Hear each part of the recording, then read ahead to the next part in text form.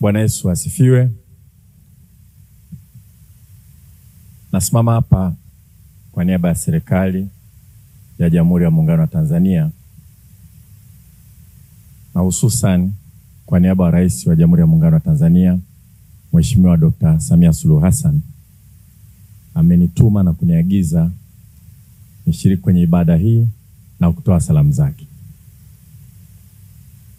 Rais wetu ameshtushwa na kuondokewa na mpendwa wetu Thabita Siwale aliyehudumu kwa muda mrefu kwenye serikali ya Jamhuri ya Muungano wa Tanzania.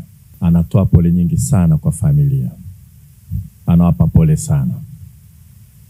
Lakini vile vile anasema tuendelee kumuenzi huyu aliyetangulia, ambaye ameacha alama sio tu kwa kazi nzuri aliyofanya hapa nchini, lakini kwa kuwa mwanamke wa kwanza katika historia ya taifa letu kuwa waziri katika serikali yetu. Na mimi kama waziri wa elimu natoa pole, na jana tulipata fursa ya kwenda nyumbani. Kwa namna moja ni mtangulizi wangu, na sisi tulikuwa wadogo wakati akiwa waziri, kwa jina lake tulifahamu sana. Tunajivunia sana kazi yake aliyoifanya, na tuliwasilisha rambirambi zetu nyumbani jana.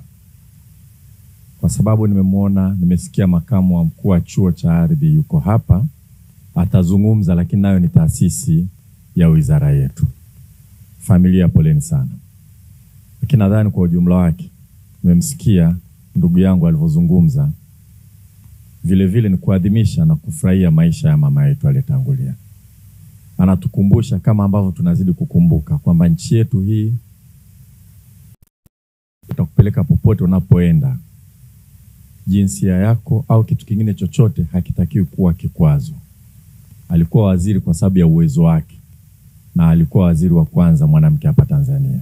Hilo halitoka lifutike. Kwa kweli tunashukuru kwa alama hiyo.